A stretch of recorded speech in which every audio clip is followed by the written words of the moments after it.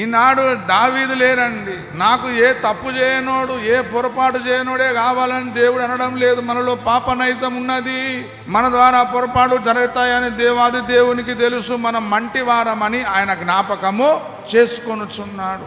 మనం మంటివారమని దేవుడు జ్ఞాపకం చేసుకొనుచున్నాడు. కానీ దేవుడు నీ లోపట యథార్థత, దావీదు వంటి యథార్థతను కోరుకుంటున్నాడు.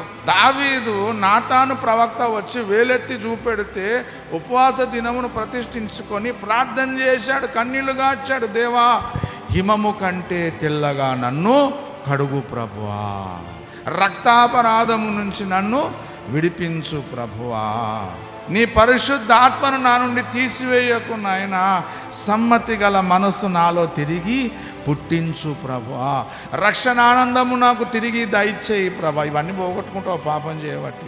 రక్షణ ఆనందం పోతుంది, సమ్మతి గల మనసు పోతుంది, దేవునితో ఉన్న సత్సంబంధం పోతుంది. అందుకే ఏ సందర్భములో పాట రాశాడో కూడా చెప్పాడు ఆయన. 51వ కీర్తన మీరు తీసి చూడండి, మీద చెప్తాడు, అయ్యో నా గురించి ప్రజలు ఏమనుకుంటారు, నా గురించి తక్కువ అనుకుంటారు కదా. అనుకోలేదు.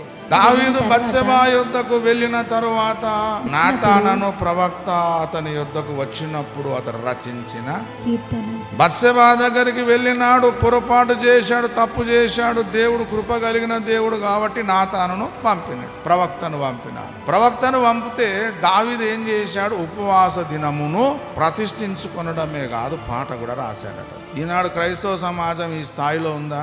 పాస్టర్ ఈ వాక్యం చెప్తుందంటే ఎవడో పోయి మొత్తానికైతే చెప్పిండు రా, పాస్టర్ చెవిలా ఊదిండు, ఆ ఊదినోనికి ఇట్లా కావాలి, ఆ ఊదిన దానికి ఇట్లా అవును గాక, ఎవరితో అది ఊదింది చెవులో, అందుకే దైవజనుడి వాక్యం ఎత్తుకున్నాడు. అందరికి ఇట్లనే అనిపిస్తుంది, నా కుటుంబ సభ్యులకు కూడా ఇట్లనే అనిపిస్తుంది.